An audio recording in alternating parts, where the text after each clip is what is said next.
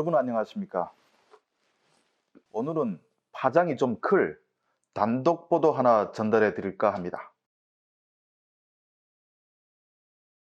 바로 최선희 외무성 부상의 개인 비리를 최초로 이 방송에서 고발하려 합니다. 최선희 부상은 아시다시피 북미 회담의 북한 사령탑을 맡고 있습니다.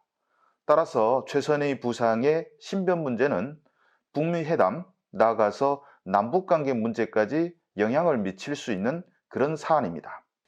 이런 비리가 어떤 환경에서 나오게 됐는지를 먼저 설명하는 것이 아주 중요할 것 같습니다. 그래서 22년 전에 벌어졌던 사건 하나를 소개해 드릴까 합니다. 당시 어떤 사건이 일어났냐면 북한하고 거래를 하던 중국 상인 중에 북한에 가서 사기당한 사람들이 꽤 많았습니다. 북한은 당시 고난의 행군인 시점이라 돈이 엄청나게 귀했을 때였고, 이러다 보니까 사람들이 어떻게 하든 돈을 벌자 이런 마인드가 팽배해 있을 때입니다. 그것도 모르고 들어갔다가 돈을 떼오게 된 중국 상인들은 피해자들이 모여가지고 한 가지 꿍꿍이를 했습니다. 자, 중국에서 이렇게 우리가 소가리만 하지 말고 김정일 위원장이 알게 되면 우리 억울함을 풀어줄 것이다, 이렇게 판단을 한 겁니다. 그래서 이런 피해자들이 관광객으로 위장해가지고 북한에 들어가서 고려 호텔에 투숙했습니다. 그리고 약속한 날 아침에 고려 호텔 앞에 딱 모여가지고 플랜카드 꺼내 들고 이렇게 시위할 준비를 했습니다. 고려 호텔에서 북한 중앙당 정문까지는 200여 미터밖에 안 됩니다. 여기서 시위가 일어난다는 것은 엄청난 일이죠. 그러니까 북한 안내원들은 모르고 안내를 위해서 나왔다가 이 광경을 목격하게 됐는데, 중국 상인들은 안내원들을 막 밀쳐내고 일단 막 시위를 하려고 하던 찰나 그 앞을 북한 군용 집차가 하나 지나갔습니다. 그 집차에는 북한 장교들이 타고 있었는데, 장교들이 보니까 중국인들이 북한 안내원을 마구 폭행하고 있는 겁니다.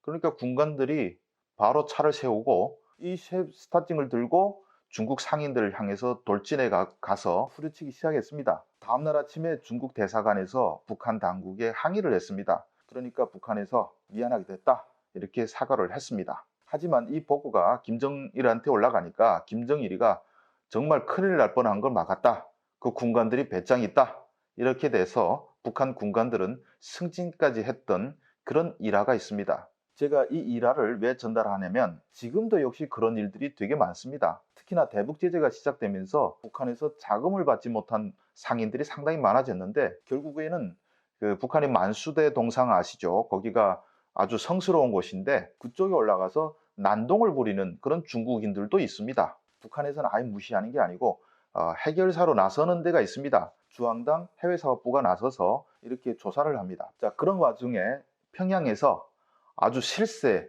해결사로 부상하고 있는 한 여인이 있습니다. 그 여인의 이름은 바로 최수경입니다.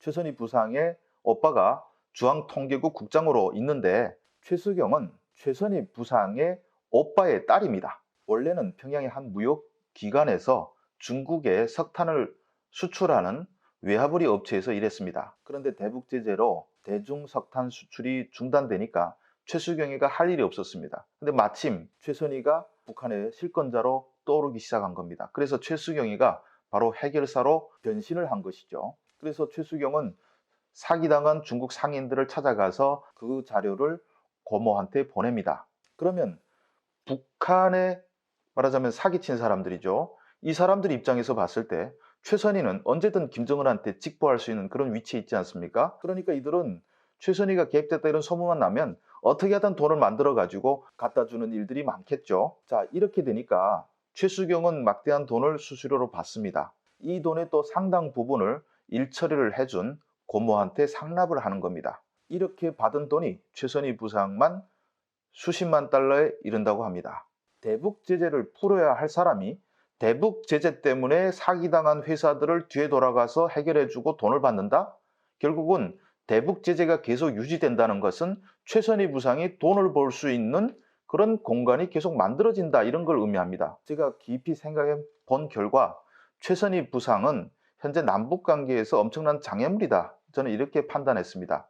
왜냐하면 하노이 회담 이후에 그 전까지 북미관계 협상에 실무에 나섰던 통전부 라인들이 다 숙청됐습니다. 제가 단독으로 말씀드릴 게 있는데, 김명철 통전부장은 자리에서 물러나서 당적 책벌까지 받았습니다. 워싱턴까지 가서 트럼프 대통령까지 만났던 박철 아태 부연회 위원장은 지방에 출당 철직돼서 쫓겨갔습니다. 그리고 한국에서 관심이 많았죠. 김혁철 특별대표도 박철 부위원장과 마찬가지로 지방에 출당 철직돼서 쫓겨내려갔습니다. 출당 철직이라는 것은 북한에서 상당히 중한 처벌입니다. 그래서 복직 가능성은 상당히 희박하다. 최선희와 쌍벽을 이루고 있었던 김성애 통전부 실장은 정치범 수용소에 수감됐다고 합니다. 자, 이렇게 통전부 라인들을 다 쓸어버리고 그 자리를 대신한 외무성은 남조선 믿지 마십시오. 힘도 없습니다. 우리는 바로 미국하고 직행해야 됩니다. 이렇게 계속 쏙닥쏙닥 얘기를 했을 것이고